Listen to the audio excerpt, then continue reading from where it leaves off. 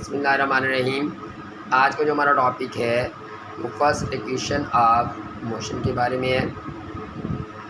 तो अब फर्ज करते हैं हमारे पास कि एक बॉडी है जिसकी इनिशियल वेलोसिटी वी आई है और वो कुछ टाइम के बाद उसकी वेलोसिटी चेंज होकर वी एफ हो जाएगी।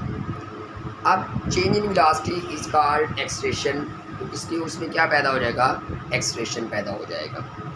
अगर वेलोसिटी में चेंज यूनिफॉर्म है तो एक्सलेरेशन भी यूनिफॉर्म होगा।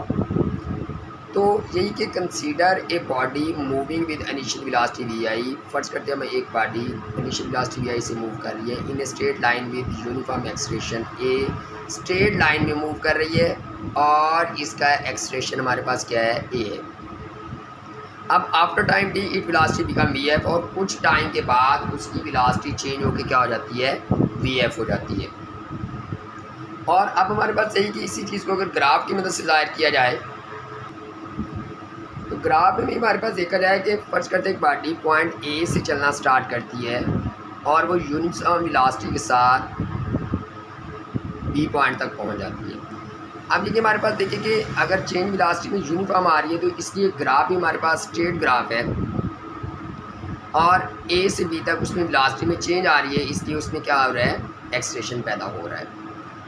अब बी पॉइंट से हमने परपेंडिकुलर ड्रा किया अलॉन्ग एक्स एक्सिस और बी पॉइंट से हमने परपेंडिकुलर ड्रा किया अलॉन्ग वाई एक्सिस और इसी तरह ए से भी हमने सी तक परपेंडिकुलर ड्रा किया। तो अब हमारे पास ये कि अगर अब देखा जाए तो स्लोप ऑफ द लाइन जो ए बी है वो हमारे पास क्या है, एक्सलेरेशन के बराबर है। Slope of the line a b हमारे पास क्या है, एक्सलेरेशन के बराबर है। तो इसलिए हमने इसलिए लिख दिया कि slope of the line is equal to a. अब स्लोप किसके बराबर होता है, टेन थीटा के बराबर होता है। और टेन थीटा किसके बराबर होता है, perpendicular over base. Right triangle में टेन थीटा किसके बराबर होता है, परपेंडिकुलर ओवर बेस। अब परपेंडिकुलर क्या है, बी सी, बेस क्या है, ए सी।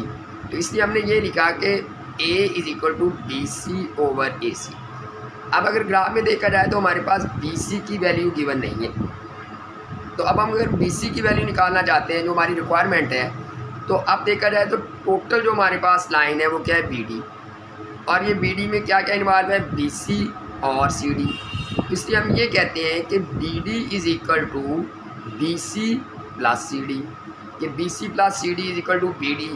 एग्जाम्पल के तौर पर कि फ़र्ज करते अगर ये 6 सेंटीमीटर है, ये 4 सेंटीमीटर है, तो टोटल क्या हो जाएगा, 10 सेंटीमीटर। तो वही चीज़ हमने यहाँ पर लिखी हुई है 6 + 4 इज इक्वल टू 10 सेंटीमीटर। अब हमारी रिक्वायरमेंट क्या है, बी सी। तो इसलिए हमने अगर यहाँ से बी सी की वैल्यू कैलकुलेट करना चाहते हैं तो वो किसके बराबर हो जाएगा, बी डी माइनस सी डी। किसके बराबर हो जाएगा, b c is equal to B D minus C d. तो अब हमने क्या किया कि बी सी की जगह पर उसकी वैल्यू पुट कर दी बी डी माइनस सी D over O D. O D अब क्यों लिखा, क्योंकि बेटा जितना ए सी है उतना ही ओ डी है, दोनों एक दूसरे के पैरेलल हैं, इक्वल इन मैग्नीट्यूड है, इसलिए हमने ए सी को ओ डी के बराबर लिख दिया। तो अब a is equal to B D minus C D over O D. अब फ्रॉम द ग्राफ अगर देखा जाए कि हमारे पास जो बी डी है वो किसके इक्वल है, वी एफ के, फाइनल वेलोसिटी के इक्वल है। और जो सी डी है किसके इक्वल है, वी आई के इक्वल है।